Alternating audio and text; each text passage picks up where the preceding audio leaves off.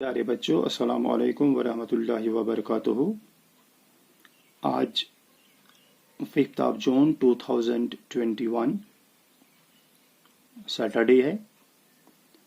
हम 7th class की social science की किताब आवर एनवायरनमेंट का चौथा टॉपिक आयर पढ़ रहे हैं और आज के इस टॉपिक का जो सब टॉपिक हमारा होगा वो है विंड एंड इट्स टाइप्स। जो विंड कल हमने जो पढ़ा कि कहीं पे एटमॉस्फेयर में इस वो लो प्रेशर बेल्ट्स या हाई प्रेशर बेल्ट्स डेवलप हो रहे हैं और इस प्रेशर डेवलप जो ये यहाँ ये बेल्ट्स बनते हैं हाई प्रेशर वाले या लो प्रेशर वाले, इनसे क्या होता है कि ये हवा जो है इसकी मोमेंट पैदा हो जाती है और ये मोमेंट जो है यही विंड को जन्म देता है। और ये विंड क्या है और इसके कितने अकसाम हैं, आज हम इसके बारे में जानने की कोशिश करेंगे। और साथ ही साथ हम यहाँ पे एक और चीज़ भी आज की क्लास में देखेंगे, दैट इज़ मॉइस्चर। कि ये जो मॉइस्चर होता है, ये मॉइस्चर क्या होता है, इसके बारे में भी हम जानने की कोशिश करेंगे। और इस मॉइस्चर से जो बाद में राइन की सूरत में ये ज़मीन पर आता है, बरसता है, तो ये सब कुछ कैसे होता है, आज के सबक में हम इन दो टॉपिक्स को कवर करने की कोशिश करेंगे। तो प्यारे बच्चों, जहाँ तक विंड का ताल्लुक है, विंड क्या है, कल के सबक में हमने देखा कि जो हाई प्रेशर एरियाज और लो प्रेशर एरियाज डेवलप हो रहे हैं यहाँ पे इस एटमॉस्फेयर में, तो यहाँ हमेशा हाई प्रेशर से लो प्रेशर की तरफ इस हवा की मूवमेंट शुरू हो जाती है। कभी वाइस वर्सा भी हो जाता है ये। तो ये मूवमेंट जो एयर की है high pressure to low pressure, this is called wind. और ये विंड जो होती है ये कभी कभी आहिस्ता आहिस्ता भी चलती है और समटाइम्स ये काफ़ी स्ट्रांग हुआ करती है। आपने इसका मुशाहिदा किया होगा आम हालात में, जब हम बैठते हैं कहीं पे बैठे हुए होंगे तो यहाँ पर भी ये विंड जो होती है लगातार चलती रहती है। तो हम इसे कैसे महसूस कर सकते हैं, आप अगर अपने किसी जगह पे बैठे होंगे तो जो पत्तों की वो सरसराहट है, पत्तों की तरफ के जो पत्ते हैं उनकी वो मोमेंट है, या कहें कागज़ का तिनका आपने हाथ में लिया, इसे छोड़ दिया तो ये किसी पर्टिकुलर साइड में चला जाता है, तो ये इंडिकेट कर रहा है कि यहाँ भी इस वक्त हवा चल रही है।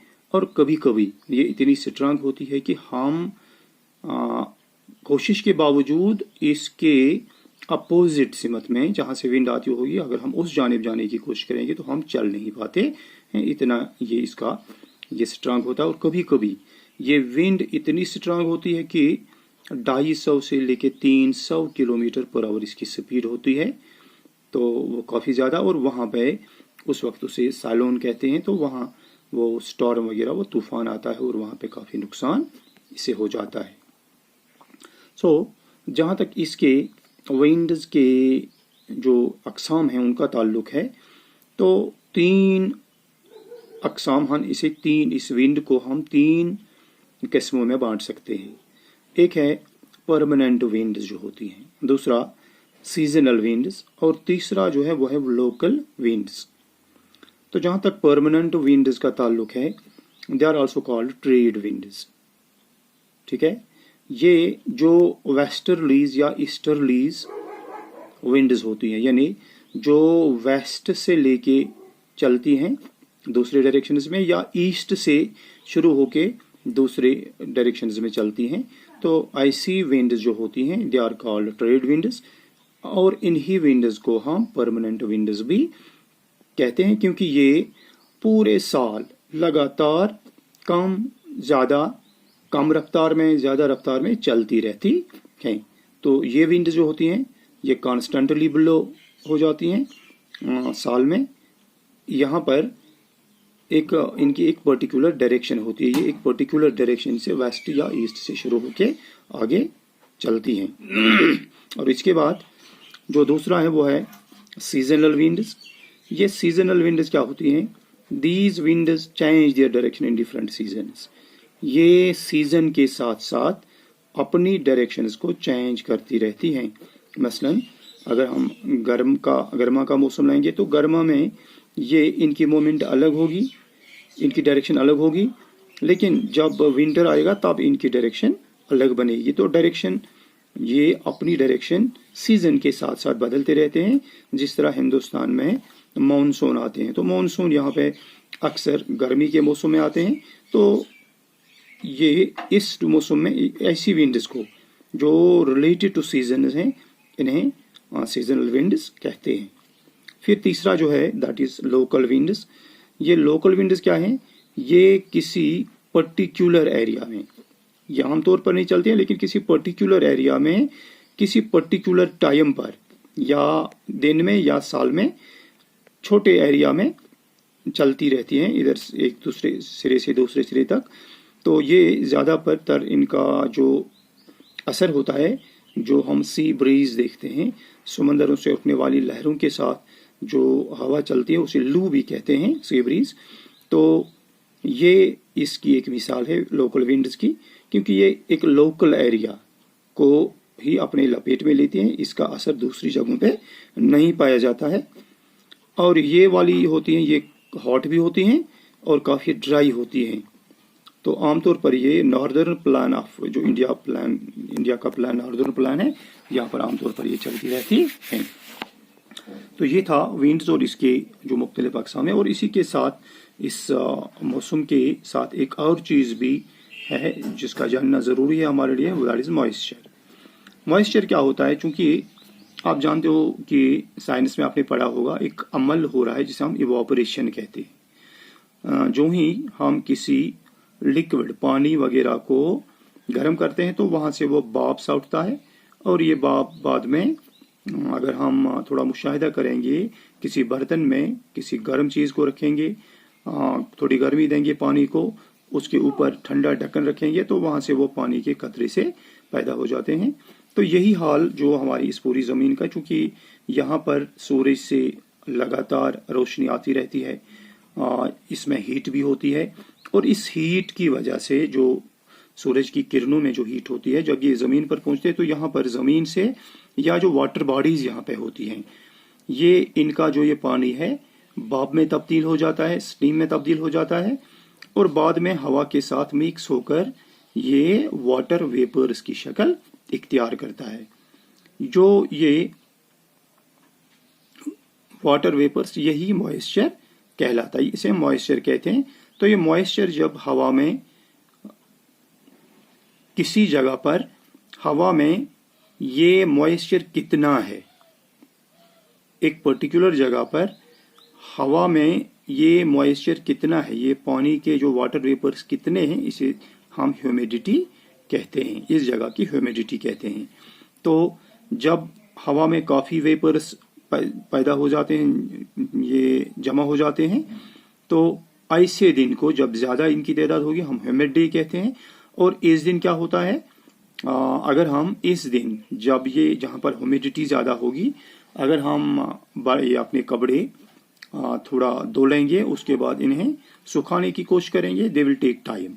इन्हें सूखने में टाइम लगता है, क्योंकि इनसे जो गर्मी से जो ये भाप यहाँ पैदा हो जाता, ये हवा में चला जाता है। चूँकि हवा में इतनी कैपेसिटी नहीं होती कि ये अब मज़ीद वाटर वेपर्स को या भाप को अपने अंदर एडजस्ट कर पाए, तो यही वजह है कि दे विल टेक टाइम।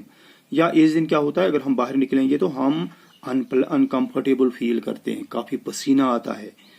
तो ऐसे मौसम को हम ह्यूमिड डे कहेंगे। तो जब ये वाटर वेपर्स थोड़ा ऊपर उठते हैं, दे स्टार्ट कूलिंग, ये ऊपर उठते उठते थोड़े सर्द हो जाते हैं और पानी के कतरों में तब्दील हो जाते हैं।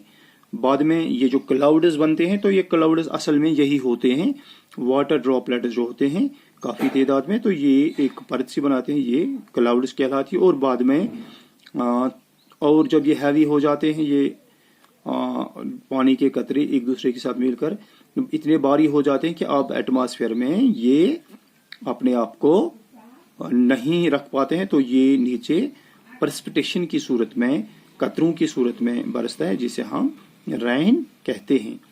Precipitation that comes down to the earth in liquid form is called rain. ये प्रेसिपिटेशन जो है, यही पानी के जो कतरे हैं बाद में जमीन पर पानी की सूरत में बरसते हैं, तो इसे हम रेन कहते हैं। अब ये रेनफॉल जो है ये प्लांट्स और एनिमल्स के लिए काफी जरूरी है, और ये जो ऊपर से फ्रेश वाटर लाता है, ये रेनफॉल जो होता है इसका डायरेक्टली इस मौसम के साथ इसका ताल्लुक है। अगर ये, लेकिन इसकी एक मखसूस एक फिक्स्ड मिकदार है, एक लिमिट होता है, और अगर इस लिमिट से ये कम पड़ जाए तो डिफिशिएंसी हो जाती है वाटर की, और जो खुश्क साली वो हो जाती है, और अगर ये ज्यादा पड़ जाए तो इससे फ्लड्स का एहतिमाल रहता है। तो ये था मॉइस्चर और रेन के बारे में। तो इसके साथ हमारा ये मौजू जो है, हमारा जो ये टॉपिक था अयर का, ये इख्तिताम पजीर होता है। और कल की क्लास में हम इसके जो टेक्स्ट बुक के क्वेश्चंस हैं वो देखने की कोशिश करेंगे, वो समझने की कोशिश करेंगे, और देखेंगे कि कौन कौन सा सवाल हमसे पूछा जाता है। एक चीज़ें हैं जो आपने कल देखी होंगी कि मुख्तलिफ इंस्ट्रूमेंट जो इस क्लाइमेट के लिए जो जिनकी ज़रूरत होती है, जो जिनका जानना हमारे लिए ज़रूरी है, उनमें थर्मोमीटर है, या ये जो हम विंड का पता करते हैं तो इसके लिए बैरोमीटर होता है, और रेन गेज होता है, और रेन गेज के साथ जो विंड वेन्स जो होती हैं ये होती हैं एटमॉस्फेरिक प्रेशर के लिए बैरोमीटर। तो ये कुछ चीज़ें आपको याद रखनी होंगी, और कल जो हमारे क्वेश्चंस आएंगे उसमें शायद इनसे कुछ सवाल पूछे जाएंगे, या ये ज़रूरी नहीं कि टेक्स्ट बुक में होंगे, टेक्स्ट बुक के अलावा भी कहीं कहीं ऑब्जेक्टिव या मल्टीपल चॉइस क्वेश्चंस में ऐसे क्वेश्चन आ सकते हैं। तब तक के लिए आप खुदा हाफिज, stay home, stay safe, best of luck.